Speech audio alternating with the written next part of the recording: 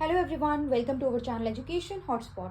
So this is the next video in the series of most important topic for your MSOE 01. हम लोग कुछ topic discuss कर रहे हैं। आपके जो टॉपिक मैं ऑलरेडी कहीं ना कहीं यूट्यूब और पेड क्लासेस पे भी डिटेल नोट्स कवर करा चुकी हूँ। तो ये मोस्ट इंपॉर्टेंट टॉपिक मैं रिवीजन फॉर्म में आप लोगों को करा रही हूँ, जिसके थ्रू आप ऑलरेडी कवर टॉपिक को रिवाइज कर सके। और किसी स्टूडेंट ने अगर पुरानी डिटेल वीडियो नहीं देखी है या वो पेड क्लास का पार्ट नहीं है तो वो शॉर्ट में रिवीजन के वे में इस चीज को कवर कर सके। अब कोई भी स्टूडेंट प्लीज ये नहीं कहेगा कि आप शॉर्ट में बता रहे हो, डिटेल कहानी नहीं बता रहे हो, स्किप कर रहे हो चीजें। Yes, because it is revision और ये फास्ट ट्रैक रिवीजन है जिसमें हम लोग सिर्फ मेन पॉइंटर्स पे बात कर रहे हैं। डिटेल वीडियो के लिए you can enrol in the paid class या आप और यूट्यूब की पुरानी वीडियो से भी चीजों को कवर कर सकते हैं। अब हम बात करते हैं MSOE 1 के। हम ऑपरेशन ब्लैक बोर्ड की और NCF 2005 की बात कर चुके हैं। यहाँ पे हम बात कर रहे हैं सर्व शिक्षा अभियान जो कि 2001 में आया था। मैं इसके सारे सिर्फ आपसे पॉइंटर्स डिस्कस करूंगी। एग्जाम में अगर ये 20 मार्कर 10 मार्कर में आता है तो आप अपने अकॉर्डिंग वर्ड लिमिट के अकॉर्डिंग इन पॉइंट्स को एग्जाम में एक्सप्लेन करेंगे। Here I am not explaining the thing, but मैं आपको समझा रही हूँ। आप एग्जाम में खुद से इतने एबल हैं कि आप थोड़ा थोड़ा इनके बारे में लिख सकते हैं। सर्व शिक्षा अभियान नाम से आपको समझ में आ रहा है, सर्व मीन्स ऑल, शिक्षा इज एजुकेशन। तो एजुकेशन फॉर ऑल की बात कर रहा है। आया था 2001 में, गवर्नमेंट ऑफ इंडिया का प्रोग्राम है, 2001 में आया, जो बात करता है यूनिवर्सलाइजेशन ऑफ एलिमेंट्री एजुकेशन। सिर्फ प्राइमरी की बात नहीं करता है और ना ये हायर की बात कर रहा है, प्राइमरी से लेके एलिमेंट्री तक की ये बात कर रहा है कि एलिमेंट्री एजुकेशन जो है वो यूनिवर्सलाइज होनी चाहिए। इट मीन्स यहाँ पे फ्री एंड कंपल्सरी एजुकेशन की बात की गई है of 6 to 14 years of age. 6 से 14 साल तक के बच्चों के लिए फ्री एंड कंपल्सरी एजुकेशन की बात की गई है। और इसके थ्रू कॉन्स्टिट्यूशन में भी राइट टू एजुकेशन इनकलकेट किया गया था। आर्टिकल 21A जो हमारे कॉन्स्टिट्यूशन का है, कॉन्स्टिट्यूशन में बदलाव लाके, संशोधन लाके कॉन्स्टिट्यूशनल अमेंडमेंट एक्ट आया था 2002 में। आफ्टर द सर्व शिक्षा अभियान 2002 में 86th कॉन्स्टिट्यूशनल अमेंडमेंट एक्ट आया था, जिसके थ्रू राइट टू एजुकेशन जो है वो आर्टिकल 21A में इंक्लूड किया गया था कि government should provide free and compulsory education. कहां से कहां तक की age? 6 to 14 years of age. Clear? ये एक सेंट्रली स्पॉन्सर्ड स्कीम है। सेंट्रली स्पॉन्सर्ड मतलब सेंटर एज वेल स्टेट दोनों पैसा लगाएंगे। यूजुअली सेंटर 75% शेयर लगाएगा फ्री एंड कंपल्सरी एजुकेशन देने में, एंड स्टेट का 25% यहाँ पे कॉन्ट्रीब्यूशन जो है वो रहने वाला है। इतना सब आप इंट्रो में बता दोगे, आपने डिटेल में बता दिया। ऑब्जेक्टिव क्या है? बहुत सिंपल, यूनिवर्सली सब तक एजुकेशन पहुंच सके, ओवरऑल सब लोगों तक एजुकेशन पहुंचे, प्लस इनरोलमेंट, लोगों का एडमिशन हो। बच्चे देखो, फ्री एजुकेशन रहेगी तो क्या होगा, लोगों को पैसों की वजह से अफोर्ड नहीं कर पाते थे, बच्चों को स्कूल ही नहीं भेजते थे। तो आप कुछ इस तरीके की स्कीम लाके या कुछ इस तरीके का फ्री बेनिफिट देके, उनको पॉलिसीज बना के आप कोशिश कर रहे हो कि बच्चों का इनरोलमेंट स्कूल में बढ़े। तो इनरोलमेंट रहे, एजुकेशन, क्वालिटी एजुकेशन देने की बात करेंगे हम। स्कूल लेवल पे टेक्स्ट बुक, टीचिंग क्वालिटी, वो सब चीजें रहेंगी। क्वालिटी मेंटेन करनी है, बस ये ध्यान रखना है आपको। Gender equality, male and female दोनों का रेशियो यहाँ पे रहना चाहिए। ऐसा नहीं है कि हम सिर्फ मेल एजुकेशन पे फोकस करेंगे, फीमेल इनरोलमेंट भी उतना रहना चाहिए। इंक्लूसिव एजुकेशन, इंक्लूसिव मैंने बताया है कब होती है कोई भी चीज, जब आप till the lowest section of the society, marginalise section, जो डिसएडवांटेजेस ग्रुप हैं, जो पिछड़े हुए वर्ग हैं, उनको भी आप इंक्लूड करके चल रहे हो। और वेरी ऑब्वियसली जब हम फ्री एंड कंपल्सरी एजुकेशन की बात कर रहे हैं तो हम उन लोगों को भी टारगेट कर रहे हैं जो लोग अफोर्ड नहीं कर सकते, जो लोग स्कूल तक चीजें नहीं भेज सकते हैं। हालांकि अपने चैलेंजेस इसके भी थे, राइट। तो अभी यहाँ पे हम इसके आगे देख लेते हैं फीचर्स क्या हैं। इसमें आप इंफ्रा डेवलप करोगे, स्कूल के स्ट्रक्चर को अच्छा करने की बात करोगे, बेसिक जो फैसिलिटीज हैं उनको वो प्रोवाइड करने की बात करोगे, प्लस टीचर की recruitment and training, teacher recruit हो, बच्चों के लिए प्रॉपर एजुकेट टीचर हो, प्लस वो प्रॉपर ट्रेन टीचर हो। फ्री एजुकेशन के रिसोर्सेज, जैसे स्कूल में जो है फ्री टेक्स्ट बुक प्रोवाइड कराई जाती है, फ्री जो है नोटबुक प्रोवाइड कराई जाती है, यूनिफॉर्म का के लिए पेमेंट दी जाती है, यूनिफॉर्म का पैसा दिया जाता है। तो ये सब चीजें फ्री रहे ताकि उनको बर्डन ना लगे। वरना ये लगेगा कि हम स्कूल तो भेज रहे हैं, चलो पढ़ाई फ्री है, बट लोगों को लगेगा बुक का खर्चा, कॉपी का खर्चा, पेन पेंसिल, ये सब खर्चा भी अफोर्ड नहीं कर पाएंगे लोग, तो भी वो रिस्ट्रेन करेंगे अपने आप को। लेकिन ये सब चीजें भी वहां पे आपको प्रोवाइड कराई जा रही है। इंक्लूसिव एजुकेशन अभी हमने ऑब्जेक्टिव में देखा। कम्युनिटी पार्टिसिपेशन मतलब आप इस तरीके के ग्रुप क्रिएट करोगे कि पेरेंट्स, फॉर एग्जांपल टीचर भी पार्टिसिपेट करें, प्लस पेरेंट्स जो बच्चे को अपने स्कूल भेज रहे हैं पढ़ने के लिए, उनका भी पार्टिसिपेशन रहे। हर स्कूल में PTA मेंबर्स होते हैं, PTA इंचार्ज होते हैं, मतलब पेरेंट्स टीचर एसोसिएशन बनी होती है जहां पे टीचर्स और पेरेंट्स मिलकर बच्चों की डेवलपमेंट को लेकर कुछ डिसीजंस फॉर द बेटरमेंट ले पाए, राइट।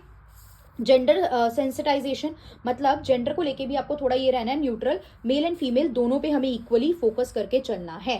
देन बेनिफिट क्या हुआ इससे? हुआ ये कि इसके आने के बाद एनरोलमेंट थोड़ा बढ़ा, बिल्कुल बढ़ा। फिर जो ड्रॉप आउट रेट थे, जो लोग बीच में स्कूल छोड़ देते थे कि एडमिशन लिया बट अफोर्डेबिलिटी नहीं है, इश्यूज आ रहे हैं, तो कुछ रीजन से गर्ल्स के केस में मैरिज हो जाती होगी, या गर्ल्स के केस में फाइनेंशियल दिक्कत है तो बॉयज़ को पढ़ाते थे, गर्ल्स को नहीं पढ़ाते थे, तो ड्रॉप आउट रेट यहाँ पे देखने को मिला। इंफ्रास्ट्रक्चर भी एक्सपेंड हुआ, टीचर की अवेलेबिलिटी भी बढ़ी जो आप काम करना चाहते थे इसके थ्रू, प्लस जेंडर इक्वालिटी पे आप फोकस कर रहे थे, तो वो भी यहाँ पे हमें कहीं ना कहीं थोड़ा बहुत देखने को मिला। लेकिन क्या कंप्लीटली खत्म हुई चीजें? नहीं। क्या ऐसा हुआ कि 100% एजुकेशन आ गई? नहीं। क्या ऐसा हुआ कि जेंडर इनइक्वालिटी बिल्कुल खत्म हो गई? नहीं, वो चीजें प्रॉपर नहीं हुई। तो इशू क्या आया? एजुकेशन की क्वालिटी को लेकर दिक्कत थी।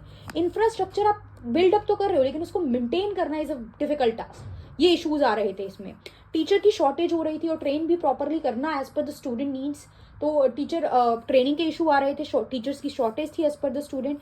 ड्रॉप आउट रेट अभी भी एग्जिस्ट कर रहा था, ऐसा नहीं है कि स्टूडेंट ड्रॉप आउट ही नहीं ले रहे थे। अब कंप्लीटली सारी सिचुएशन एडमिशन के बाद 100% चलता रहता था वो आगे, नहीं, drop out was still there, drop out वहां पे हमें देखने को मिल रहा था। क्लियर? ये चीज है। इसके अलावा इश्यूज में हमारा पॉइंट है maintaining and monitoring and accountability. जो भी आप पॉलिसी ला रहे हो, फ्री एंड कंपल्सरी एजुकेशन की बात करो, उस पर नजर रखना कि चीजें कितना प्रॉपर हो रही हैं और आप अकाउंटेबल हो। अगर वो चीज जहां तक पहुंचनी चाहिए वहां तक नहीं पहुंच पा रही है, तो ये सब इश्यूज थे कि ये चीजें कैसे परफॉर्म करी जाएंगी। So these are certain challenges. अब सर्व शिक्षा अभियान का आई होप क्वेश्चन आएगा 20 मार्कर में, 10 मार्कर में आप डिटेल में लिखोगे। 20 मार्कर में आएगा तो बेसिक बता के सारे point, objective, feature, plus minus detail में एक्सप्लेन कर देना। आराम से 4-5 पेज भर जाएंगे, आराम से 1000 आपके 500 वर्ड्स कंप्लीट हो जाएंगे और अच्छा स्कोर आप कर पाओगे अगर आप ब्लैक पेन से हेडिंग, ब्लू पेन से एक्सप्लेनेशन करके डिटेल में ये चीजें लिखोगे। अगली बात कर लेते हैं। अगला है हमारा DPEP, district primary education programme.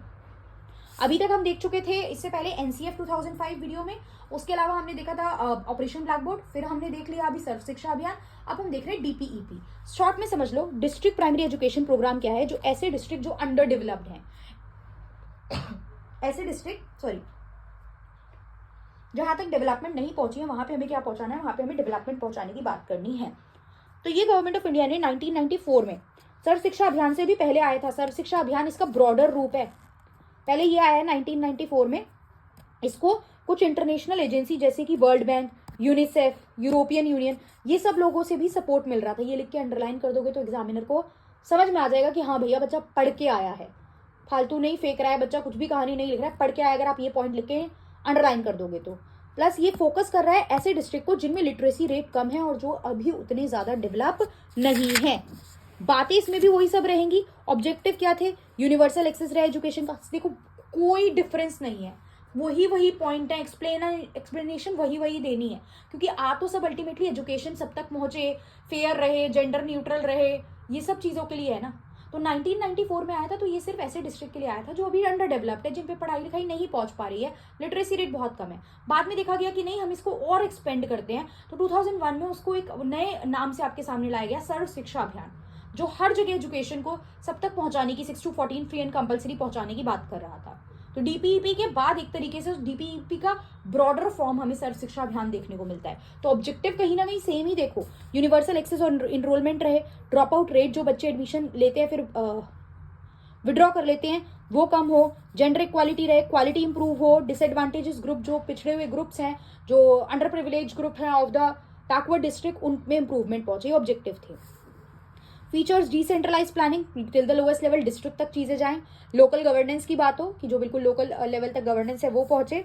Under privilege district पे फोकस हो, इंफ्रा डेवलप हो, करिकुलम सिलेबस में रिफॉर्म लाओ ताकि आप चीज़ों को बेटर तरीके से इनकलकेट कर पाओ। टीचर की रिक्रूटमेंट एंड ट्रेनिंग करो, और इंक्लूसिव एजुकेशन सबको इंक्लूड करना है, मतलब हम मार्जिनलाइज और अंडर प्रिविलेज की भी बात कर रहे हैं।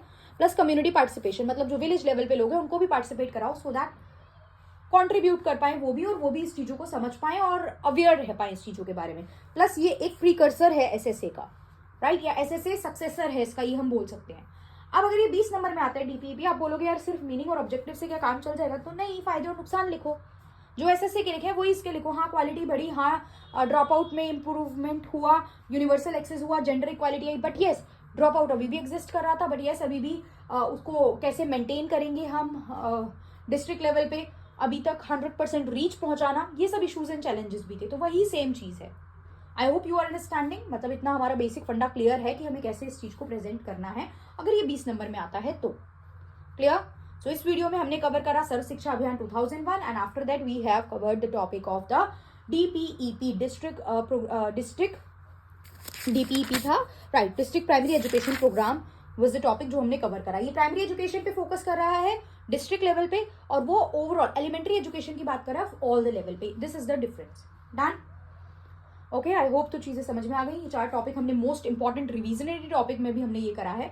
इसके अलावा ऑलरेडी पुरानी वीडियोस भी हैं, तो don't stick to this videos, go for that videos also. ऐसा नहीं है कि वो पुरानी वीडियोस हैं, सिलेबस स्टैटिक है, सिलेबस सेम है, मैं बार बार बोल रही हूँ, तो इंपॉर्टेंट है वो। और अगर वीडियो बेनिफिशियल लग रही है तो do let me know in the comment box. थोड़ा सा टाइम निकाल के आप उसको बता के चलिए। पसंद आ रही है तो लाइक कीजिए वीडियो को, and I will try to make more and more video so that आप एग्जाम में बेटर तरीके से चीज़ों को कवर कर पाएं। So yeah that's all, thank you everyone, see you in the next video.